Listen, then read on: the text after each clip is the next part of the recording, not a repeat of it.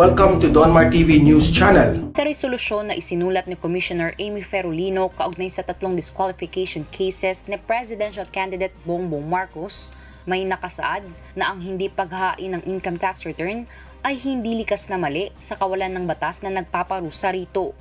Kasunod nito, kinwestiyon ng mga netizen ang resolusyon dahil tila lumalabas umano na ayos lang palang hindi maghain ng ITR. Ang tumatakbong vice-presidente na si Representative Lito Atienza, sinabing tila pwede palang lusutan ang sadyang hindi pagbabayad ng buwis dahil hindi naman pala ito maituturing na krimen. Para ba sinabi nila sa mukha ng mga tao, ng mga law-abiding Filipinos, mali kayo.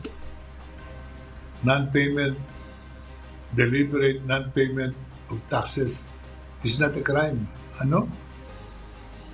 Di, paano ngayon kung itong taong ito wala na magbayad ng buwis? Ang kanilang gamitin kalasag sabihin, si Bongbong Marcos absueldo eh. Pero paglilinaw ng COMELEC, maling-mali sa batas ang hindi paghahain ng income tax return. Ayon kay Director Jim Jimenez, ang linya sa resolusyon ay tinitingnan ng mga kumukwestiyon sa maling konteksto. What they're doing is they're taking that particular line out of context. Diba? Sinabi talaga yan. The decision does say that. Paliwanag ni Jimenez, isinama ito sa resolusyon upang ipaliwanag ang pagkakaiba ng mala in se at mala prohibita, mga salitang ginagamit sa principle ng criminal law. Ang mala in se ay mga gawang likas na mali o masama, may batas mang nagsasabing mali ito o wala. For example, murder. You don't need a law to tell you that murder is wrong. Habang ang mala prohibita ay mga gawang hindi maituturing na likas na mali o masama, pero mali pa rin dahil may batas na nagsasabing labag ito gawin. Let's say jaywalking. Jaywalking is not inherently wrong, but if there's an ordinance that prohibits jaywalking, then it becomes wrong. Ayon kay Jimenez, ipinunto lang sa resolusyon na hindi likas na mali ang hindi paghahain ng ITR, pero dahil may batas na nagsasabing labag ito, malinaw na mali pa rin ito at dapat patawan ng parusa. If you look at what's being said now on social media, what they're saying is, because the COMELEC said that, edi okay lang pala huwag mag-file ng ITR. Mali din yun, because even in the decision itself, the COMELEC points out that in fact a special law was passed to penalize failure to file ITR. Sa kaso ni Marcos, pinatawan ito ng parusa sa pamamagitan ng nasa 67,000 pesos na penalty na binayaran umano nito sa Land Bank. Ayon kay Jimenez, inaasahan na nila ang paglabas ng nasabing argumento lalo na't nasa gitna ng election period ang bansa.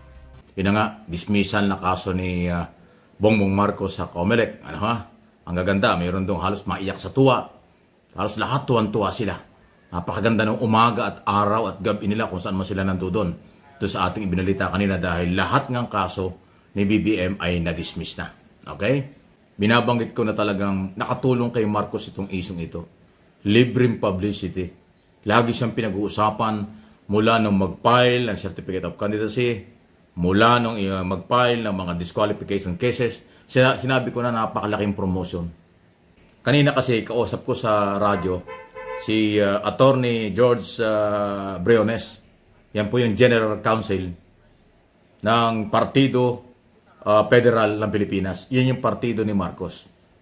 At sabi niya, sa nakita nila dito sa pag-dismiss sa first and second division ng lahat ng disqualification cases ni Marcos, parang kahit na normal lang yung magkaroon ng motion for consideration, wala na rin mangyayari.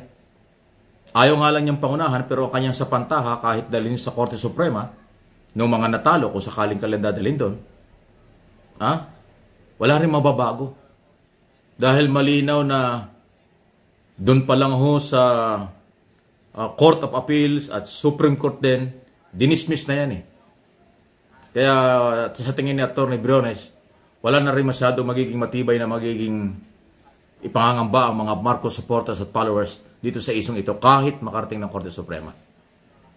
Doon naman sa issue na sinasabing baka magdesisyon ng COMELEC o ang Supreme Court kung sakaling makarating sa kanila after election.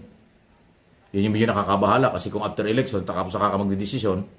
Pero sabi ni attorney, hindi tayo dapat magpanik dyan. Kasi pagka After election, magdidesisyon sila. Mangingibabaw pa rin yung kagustuhan ng taong bayan. Kung halimbawa ay inihalal si Marcos, hindi pwedeng i-disqualify yan kasi may mandate na, elected na. So, hindi naman pinungunahan ng Supreme Court, yun yung sa pantaha. At ako'y naniniwala rin doon. Ako naniniwalang pagka may mandate or inihalal ng taong bayan ng isang kandidato, napakahirap i-disqualify niyan. Kasi taong bayan na yung magiging problema na magdi-disqualified. Kaya malabo na yan. So, relax na. Palagay ko itong panalong ito sa COMELEC, kung saan man makarating, baka magtuloy-tuloy na rin ang panalo. Okay? So, kaya nga, tulad na sinabi ko, nung araw pa, naging publicity ito, libreng publicity, at yun ang nagkatotoo. Number 1 siyang pinag-uusapan sa buong Pilipinas at sa abroad, si Bongbong Marcos. At libreng publicity kasi hindi na siya nagbayad ng ads. Lagi siya ang topic Ay yung ibang mga kalaban niya, daan-daang milyon ang ginastos sa political ads. Si Bongbong Marcos halos wala. Dahil nga siya pinag-uusapan na bakit ka pa mag-ads. Sabi ko naman sa inyo, good or bad, still publicity. At pagka naging good yung publicity dahil na-dismiss yung kaso, di lalo nang napakaganda.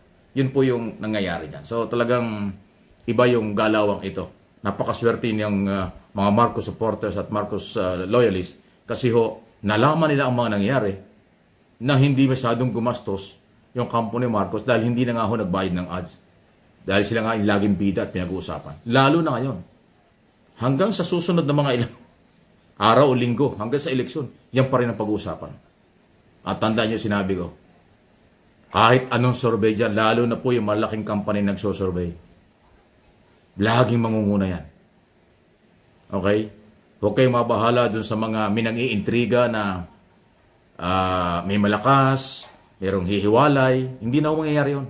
Solid na ang kailang samahan, Mero Sara. Talagang pinako na yan. Matibay na yung kailang kasunduan na kahit na sinong umuga ng kanilang organization, unity team, o national unity ang galawan, hindi na yan magugulo ng kahit na sinong political party. Kasi ngayon may mga lumalabas na gusto nilang kunin si Sara ang vice president ng ibang partido. Ganun lang yun, pero walang mangyayari dyan. Matindi ang tiwala sa isa't isa ni Bongbong Marcos at ni Sara na sila mula umpisa magsasama hanggang sa huli, hanggang sa eleksyon at hanggang sa maipanalo. At pag nanalo, magkasama sila sa gobyerno. Yun po yung agreement na usapan talagang hindi magigiba na kahit na sinong nagtatry na subukan yung usapang yan. Okay, so good luck. Congratulations sa lahat ng mga Marcos supporters at followers. Yung mga nagdasal, nasaktan, nahirapan, pero ngayon nakabawi na, ngayon nakarelax na dahil panalo dun sa kaso. Yan ho yung dahilan kung bakit binabati ko kayo. Sino nga ba ang nasa likod nitong disqualification cases at saka assassination plot laban kay Marcos? Kakaiba po itong mga nangyayari ito. Kaya hindi natin alam kung sino ang nasa likod nito. Dito nga sa issue ng disqualification cases at saka itong pumutok na balita na assassination plot, pati buhay pinagbabantaan. Meron ako akong mga ilang piraso dito, 5 lang naman ito na tanong at pwede kayong mag-comment react dito. Una, ano kaya ang dahilan nito? Pangalawa, sino ang nasa likod nito? Pangatlo, o pang-apat, okay, ang pangatlo itong, bakit takot sila kay Marcos? Pang-apat, bakit ayaw nilang lumaban ng parehas? At number 5, bakit ayaw nila na pakinggan ang gusto ng mga followers at Marcos supporters or Marcos loyalists na maging Pangulo si Bongbong Marcos? Yan po yung mga tanong natin na kayo po ay malayang sumagot, mag-comment tungkol dyan. Hindi ho natin alam kung sino talaga ang lehitimong nasa likod nitong mga series or walang tigil na mga paninira kay Marcos. Hindi ho natin alam. Ako, hindi ko rin alam kung sino. Maraming speculation, maraming sa pantaha, pero hanggang doon lang. Kung paano mapatunayan, napakahirap. Dahil una-una, politika ito, yung iba personal. Kaya magkakaroon lang ng closure ito pagdating ng eleksyon. kung susundin nila ang kagustuhan ng taong bayan at malinis na eleksyon, doon natin siguro malalaman ito. Lalo na ho sa isa ng disqualification. Kasi merong grupo na ayaw kay Marcos. Meron naman na siyempre pabor. Dahil sabi nila ay qualified at gusto nila maging Pangulo. Karapatan ho yan. Lalo na po ng mga taong bayan at mga followers. Yung isa ng assassination, yun po yung mabigat. Dahil ibang level na yan. Plano pa lang, labag na sa batas. Pag ginawa, mas matindi. Kaya tama lang po ang investigasyong ginagawa ngayon ng pulis at ng NBI. Katunayan, ang latest report, sabi ng PNP, may lead na sila kahit paano. Naniniwala silang matutukoy nila sa lalong madaling panahon sino ang nagkalat nitong planong ito at kung sino ang nasa likod. Mahalaga kung malaman kung sino ang nasa likod nito eh. Dahil kung ito'y ginawa ng kung sino man, may nag-utos diyan. Hindi kasi ganong kadali magplano ng ganyan kung ikaw ay mag-isa o dalawa lang kayo. Posibleng may nag-utos, posible na may nasa likod nito. At kung sino yon, yun ang dapat matukoy ng mga otoridad. Pero siyempre, kailangan ma-establish muna sino yung nagpalabas nito. Seryoso ba ito o hindi? Pagkatapos, malaman kung sino ang nagpagawa sa kanila ng planong yan.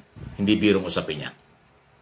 Ganun pa man, ang maganda pong balita, magpapatuloy po at nakaprepare na ang lahat ng kandidato, hindi lang ho ang BBM Sara Tandem, para sa nalalapit po na kampanya this coming February 8 magsisimula. Katunayan ngayon pong araw na ito, ngayong umagang ito, yung 1-month caravan ni Mayor Sara, Vice Presidential Candidate ni Bongbong Marcos, ay nagsimula na from Davao, Mindanao, papunta ng Visayas, Luzon, Bicol, papunta ng Metro Manila, papunta ng Central at Northern Luzon, buong Luzon. Tapos babalik din ang Davao yan ng February 28. So eksaktong 28 days ng buwan ng February nagsimula kanina umaga ang kanilang caravan. Tuloy-tuloy yan, 24 hours. Tulog lang ang pahinga, gabi lang ang pahinga. Ginapag-gising, tuloy na naman ang biyahe. Nakamotor, kung ano man sasakyan, caravan nga po yan eh. So yun ay papatunay na talagang seryoso ang kanilang gagawin na kampanya. Kasama mga kandidato kung saan lugar yan. Maaaring local at national. Makasama rin. Hindi ko alam kung saan makikipagkita si Bongbong Marcos. Siguro maaaring may limitasyon na rin ang mga schedule ng pupuntahan ni Marcos dahil alam mo na, meron niyang threat na ganyan. At gagawin ng mga security at pamilya ni Marcos na talagang maghigpit. Although ang gusto ni Marcos ay lumapit sa mga botante, lumapit sa taong bayan.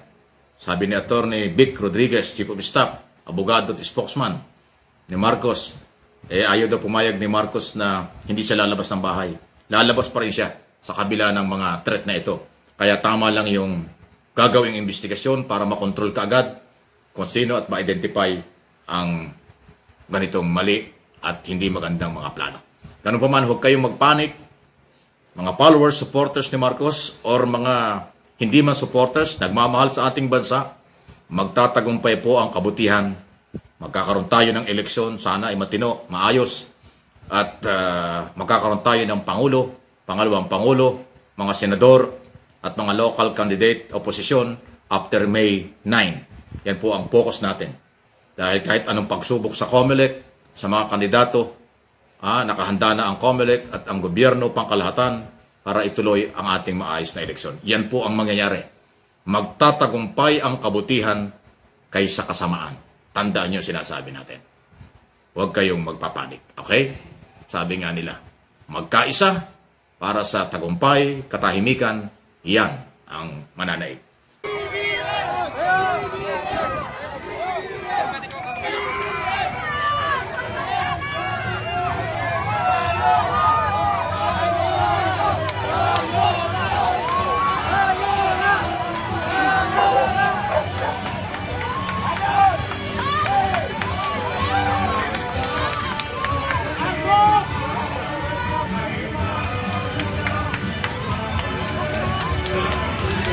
That's what